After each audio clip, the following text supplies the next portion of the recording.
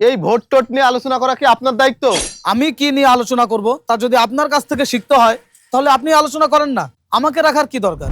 আমি বুঝতে পারছি আপনার এখানে চাকরি করার ইচ্ছা নেই। আরে রাখেন আপনার চাকরি, রিজিক আসে উপর থেকে।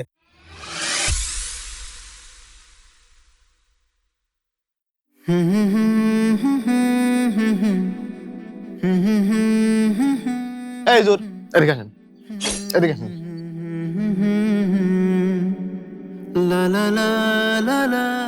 এ আবার কোন ধরনের ডাক? এই হুজুর এদিকে আসেন। ডাকার ধরন আপনার কাছ থেকে শিখতে হবে না। আচ্ছা কি বলবেন বলেন। আপনি নাকি মসজিদে রাজনীতি শুরু করেছেন। রাজনীতি শুরু করেছি মানে? আপনি নাকি মসজিদে ভোট নিয়ে আলোচনা করেছেন। যেটুকু আমার দায়িত্বের মধ্যে আছে সেটুকু তো আমাকে বলতেই হবে।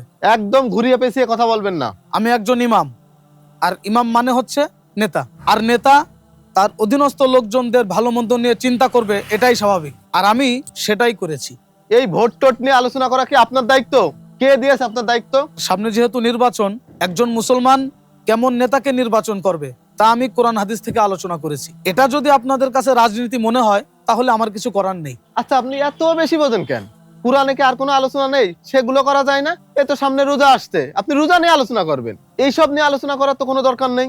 আমি কি নিয়ে আলোচনা করব তা যদি আপনার কাছ থেকে শিখতে হয় তাহলে আপনি আলোচনা করেন না, আমাকে রাখার কি দরকার? হুজুর, বাড়াবাড়ি আসছে কিন্তু বেশি হয়ে যাচ্ছে। বাড়াবাড়ি আমি করছি না আপনি করছেন?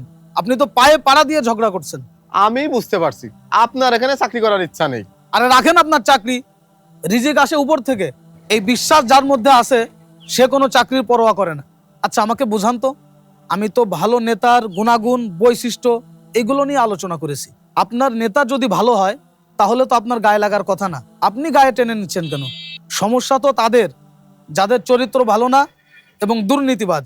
শোনেন, ভালো কাজে যত বাধা দিবেন মানুষ ততই ভালো কাজে এগিয়ে আসবে, আর যে বাধা দিবে সে তত পিছিয়ে যাবে। তাই ভালো কাজে মানুষকে বাধা না দিয়ে ভালো কাজের সহযোগী হন, তাতে মানুষের কাছেও ভালো থাকবেন, আল্লাহও আপনাকে ভালো প্রতিদান দিবে। আমি একটু ব্যস্ত আছি, কষ্ট পেলে আমাকে মাফ করবেন।